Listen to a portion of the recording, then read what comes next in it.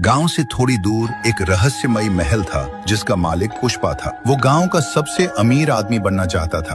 उसका एक ही नियम था, जिसके पास दौलत हो उससे छीन लो और जिसके पास कुछ न हो उसे जेल में कैद कर दो। उसी महल से थोड़ी दूर जंगलों के बीच बसे एक गांव में टुंग टुंग नाम का एक लड़का रहता था।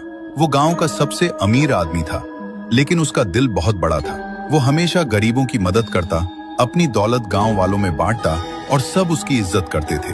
लेकिन पुष्पा के आदमी अक्सर गांव में आते और लोगों से जबरदस्ती धन दौलत लूट कर ले जाते।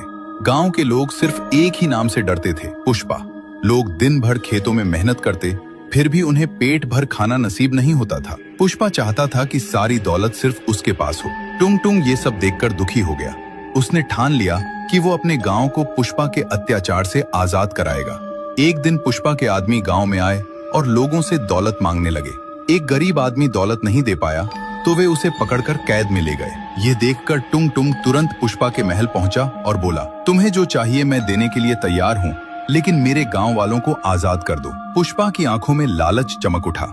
उसने कहा, मुझे तुम्हारी सारी दौलत चाहिए। टुंग टुंग गांव वालों के बारे में सोचने लगा।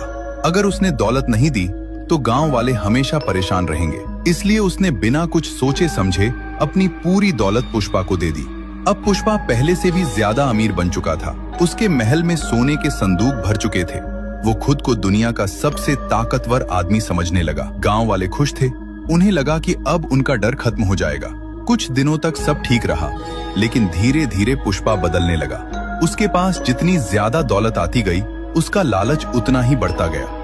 एक दिन उसने अपने आदमियों से कहा, दौलत जितनी बढ़ती है उतनी ही कम लगती है। जाओ गांव वालों से और सोना लूट कर लाओ।